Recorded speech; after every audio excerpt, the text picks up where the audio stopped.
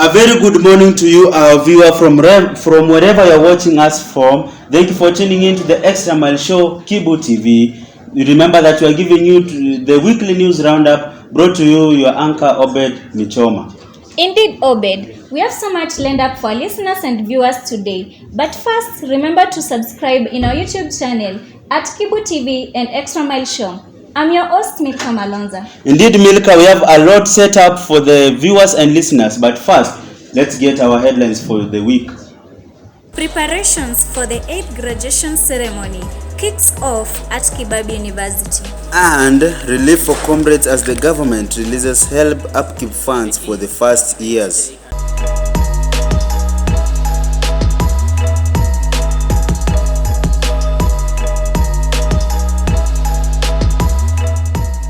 On to our first story for the day is that in the evolving world, education is believed to be an eye-opener to most people. KIB University has set a good background in helping students to achieve their dreams.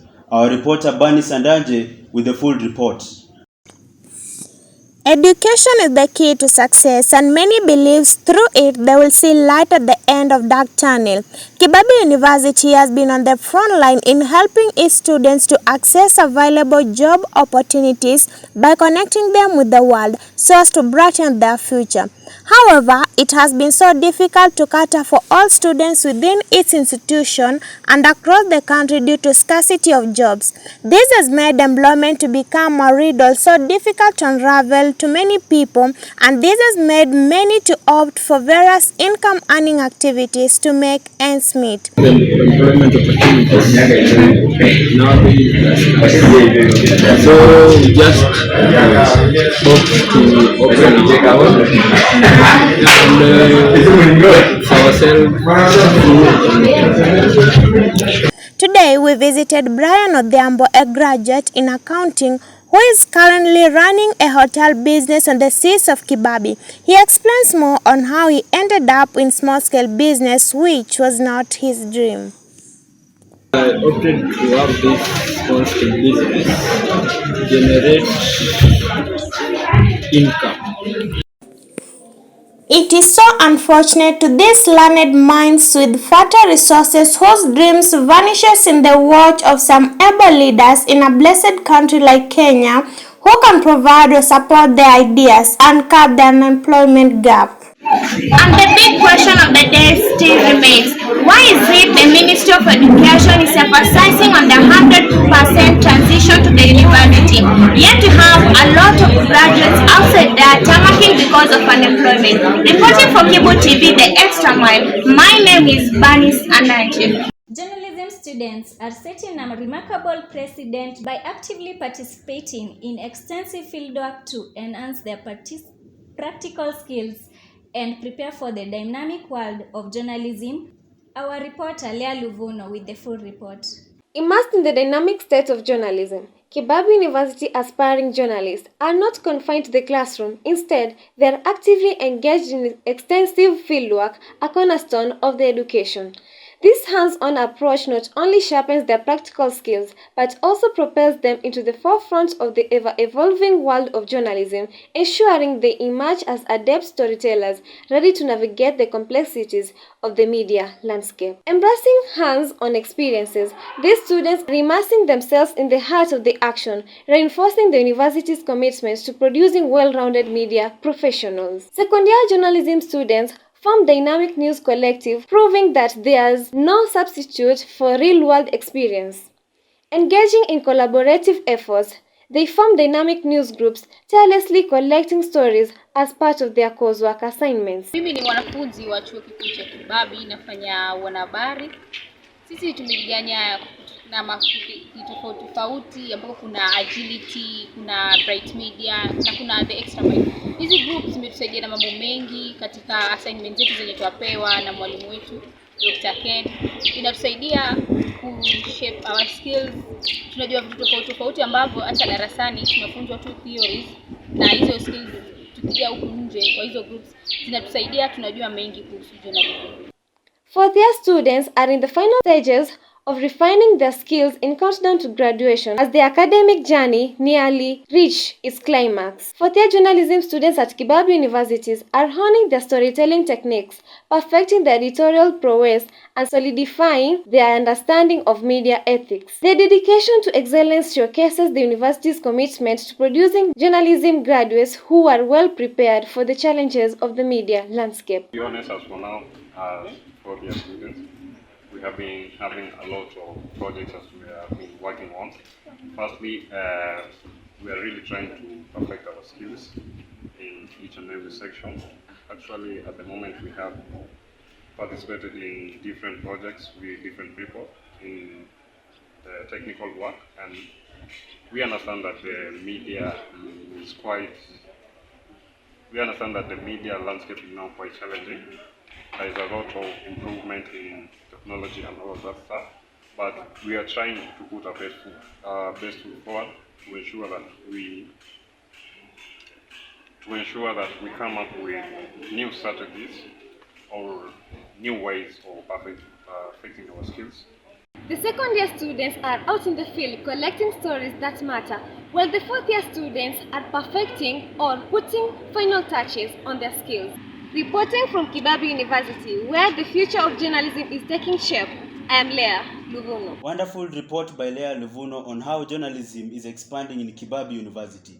Well then, first-year students are eagerly waiting for their graduation ceremony in KIB University. Amid the vibrant buzz of anticipation, students at KIB University are eagerly awaiting the culmination of years of hard work and dedication. As the impending graduation ceremony promises to be a momentous celebration of their academic journey and accomplishments, our own Riziki Monyae has the report. KIB University, the first-year students are eagerly waiting for the graduation ceremony that will be held on 15th of December. It is the joy of everyone joining the university to put on the graduation regalia. Now, the freshmen and women in KIB are enthusiastic to see how the graduation ceremony will be, this being a way to motivate them. Now, the freshmen and women in KIB are enthusiastic to see how the graduation ceremony will be, this being a way to motivate them. Naitwa Ruth, niko first year na venye nilijoin hii shule nilifurahia sana. Kwanza after kusikia kuna graduation, kuna hizo preparation, so nasikia tu vizuri kama first year. Ndio mnajoin to the very first semester alafu mnasikia kuna graduation. Na pia yani natamani tu kuona venye watu wana graduate, venye wanavalia gowns, venye watakuwa na celebrate.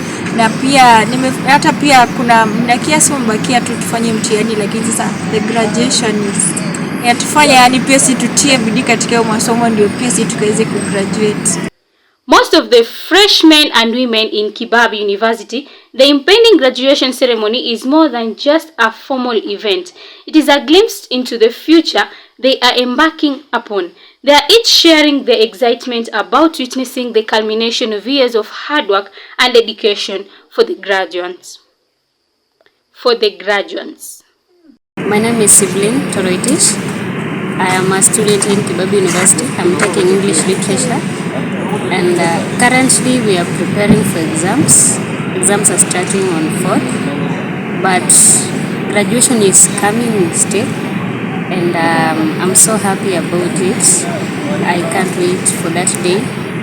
I have heard from my friends that there are a lot of activities. Maybe the Chancellor will come, the VC, so I am anticipating to see them, to see how the whole process will go through. As you have heard how the first-year students in KIB University are eagerly waiting for the graduation ceremony that will not only guide them but serve as an honor. Reporting for KIBU TV, I'm Riziki Monyae. And the story by Riziki brings us to our first commercial break. Remember our viewer back at home to subscribe to our YouTube and social media platforms at the Extramile Media and KIBU TV. We'll be back after the break.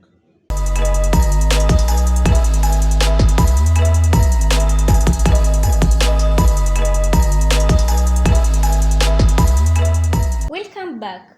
Farmers are faced with challenges in maintaining their crops due to the high rate of pesticides attacking their crops despite the fact that they have invested much in their farms.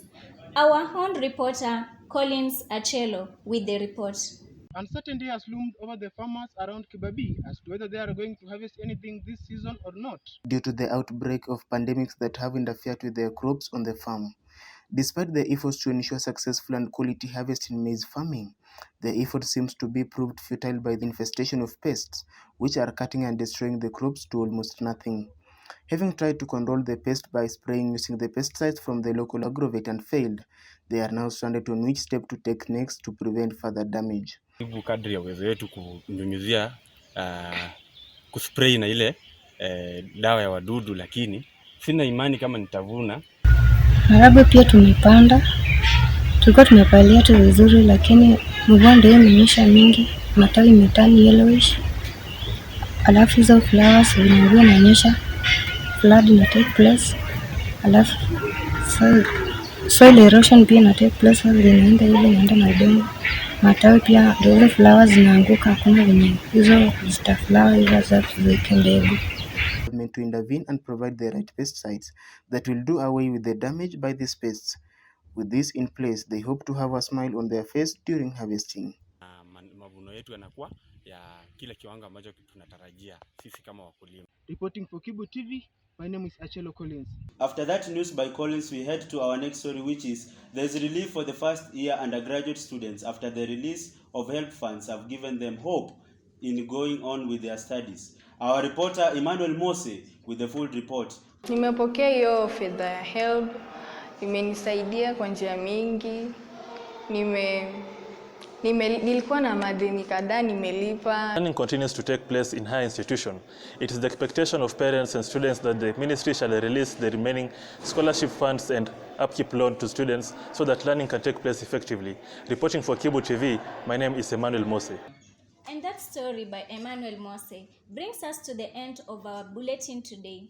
Well, our viewer, you are reminded to keep subscribing on our YouTube and social media platforms at the Extramile Media and KIB TV. Well, we can't leave the stage without applauding the people who have put in much work to come up with the best and perfect production. We are talking about our chief executive producer in the shape of Michael Onchonga, our director Dennis Gambo, and our head editor Gideon Yeri. I've been your anchor for the day, Obed Michoma.